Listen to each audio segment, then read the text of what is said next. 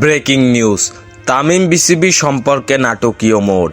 বিশ্বকাপে ফিরছেন তামিম ইকবাল। আর মাত্র কয়েকদিনের মধ্যে বাংলাদেশের নির্বাচক প্যানেলকে আইসিসির কাছে বাংলাদেশের 15 সদস্যের তালিকা পাঠাতে হবে।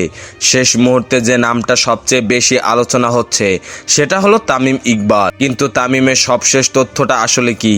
তিনি কি আসলেই ফিরবেন টি-20 বিশ্বকাপে?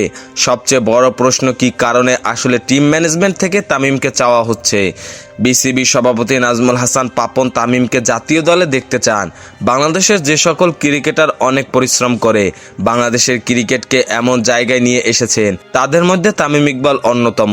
এমন একজন ক্রিকেটারের অবসর ফেসবুকে পোস্ট দিয়ে কখনো হতে পারে না।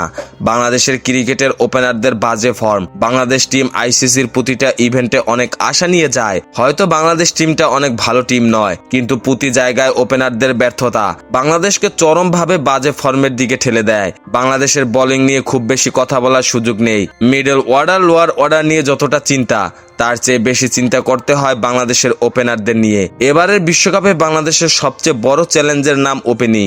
সৌম্য সরকার ইনজুরিতে আছেন। লিটনের ফর্ম নিয়ে বর্তমানে অনেক আলোচনা হচ্ছে। তানজিদ তামিম, তিনি এখনও বাংলাদেশের হয়ে টি-20 কোনো ম্যাচ খেলেননি। এমন অবস্থায় বাংলাদেশ টিম ম্যানেজমেন্ট তামিমকে দলে চায়। ওয়েস্ট ইন্ডিজের উইকেট কিছুটা বাংলাদেশের মতো হবে আশা করা হচ্ছে। সেখানে বাংলাদেশের মতো স্পিন দেখা যাবে।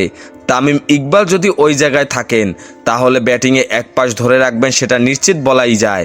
সেটা বাংলাদেশের জন্য একটা বড় প্লাস পয়েন্ট হবে। ওপেনিং থেকে যদি একটা পাশ ধরে রাখা যায়, তাহলে বাংলাদেশের মিডল অর্ডারে হিট ব্যাট করার মতো ব্যাটিং আছে। বাংলাদেশ এই বিশ্বকাপে খুব বেশি আশা করছে না। বাংলাদেশ জুনের 13 এবং 16 তারিখ নেপাল এবং নেদারল্যান্ডসের সাথে খেলবে। এখন আপনি যদি বাংলাদেশের শক্তির কথা বলেন আর যাই বলেন, এই দুইটা ম্যাচ জেতা উচিত। আমেরিকার মাটিতে বাংলাদেশ যে দুটো ম্যাচ খেলবে, একটা শ্রীলঙ্কার বিপক্ষে, অন্যটা সাউথ আফ্রিকার বিপক্ষে। বাংলাদেশ যদি তাদের প্রথম ম্যাচটা শ্রীলঙ্কার বিপক্ষে জিতে যায়, তাহলে বাংলাদেশ যে হিসাব নিকাশ, তাতে বাংলাদেশ 3 ম্যাচ জিতে যাবে। 4 ম্যাচের মধ্যে 3 ম্যাচ বাংলাদেশের জয় পাওয়া সম্ভব।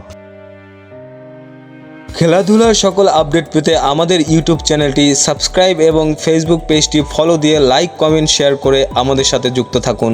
ধন্যবাদ।